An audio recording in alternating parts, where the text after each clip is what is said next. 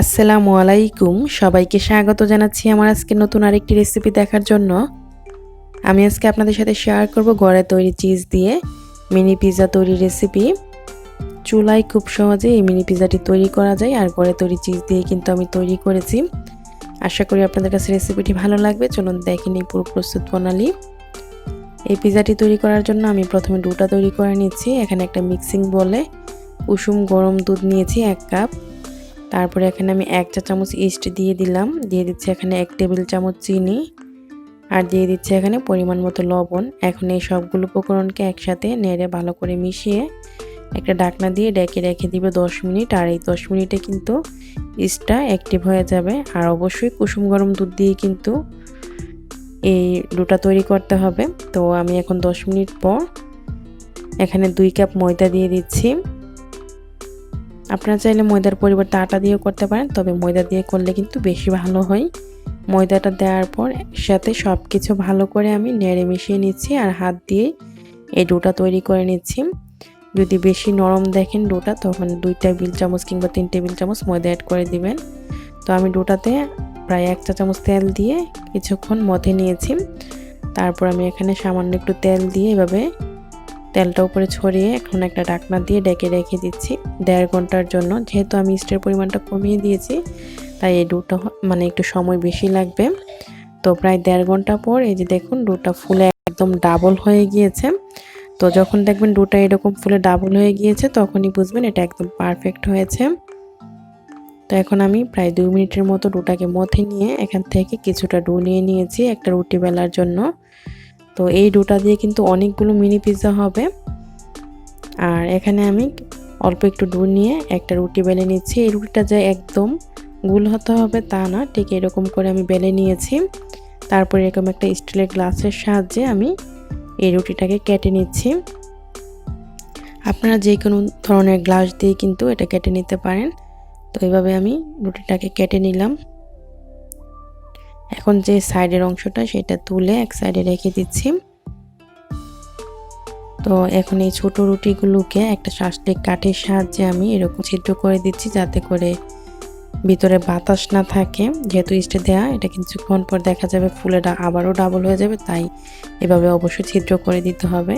তারপর এখানে আমি টমেটো সস নিয়েছি। আজকে আমি পিৎজা সস দিয়ে পিৎজাগুলো তৈরি করব না, টমেটো সসটা এভাবে রুটির উপরে ছড়িয়ে দিচ্ছি। আর এখানে আমি কিছু ক্যাপসিকাম, গাজর আর টমেটো, পেঁয়াজ এরকম কুচি করে নিয়েছি, আর নিয়েছি ব্ল্যাক অলিভ।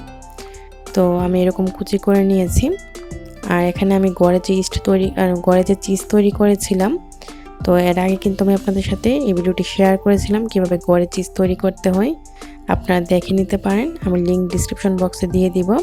তো আমি এখান থেকে প্রথমে কিছুটা চিজ দিয়ে যে সবজিগুলো রেখেছিলাম সেই সবজিগুলো উপর দিয়ে দিচ্ছি। ক্যাপসিকাম, পেঁয়াজ, টমেটো কুচিগুলো দিয়ে তারপর আমি সবগুলোতে এভাবে দিয়ে দিচ্ছি। যেহেতু এগুলো অনেক ছোট, তাই অল্প অল্পই দিতে হবে। তো রুটিগুলোর উপরে এভাবে দেওয়ার পর এখন আমি উপরে আবারও দিয়ে দিচ্ছি এখানে শুকনো মরিচ গুঁড়া। আপনাদের বাচ্চারা যদি ঝালটা খেতে পছন্দ না করে, তাহলে এই চিলি ফ্লেক্সটা দিবেন না। তো আমি এখানে চিলি ফ্লেক্সটা সামান্য করে দিয়ে দিলাম।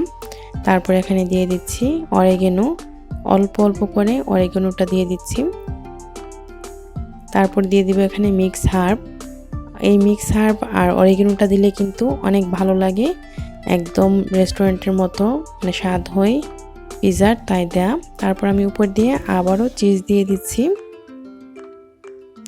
সবগুলো রুটির উপরে এভাবে চিজটা দিয়ে তারপর আমি যে টুকরো করে রেখেছিলাম এই টুকরোগুলো থেকেও দিয়ে দিচ্ছি। যেহেতু এটা ঘরে তৈরি করা, তাই আমি বেশি করে চিজ দিয়ে পিৎজাগুলো তৈরি করছি। আর পিৎজাতে কিন্তু চিজের পরিমাণটা বেশি হলে খেতে বেশি ভালো লাগে।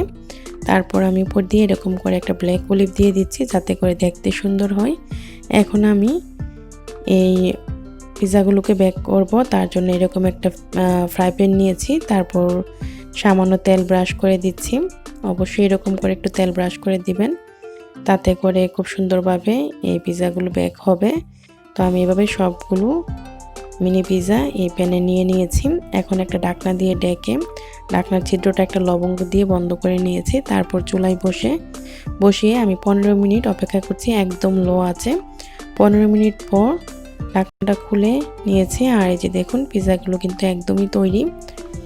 নিশ্চয়ই দেখে বুঝতে পারছেন পিৎজাগুলো দেখতে কতটা কিউট হয়েছে, দেখতেও সুন্দর হয়েছে আর খেতেও কিন্তু অসম্ভব মজার হয়েছে।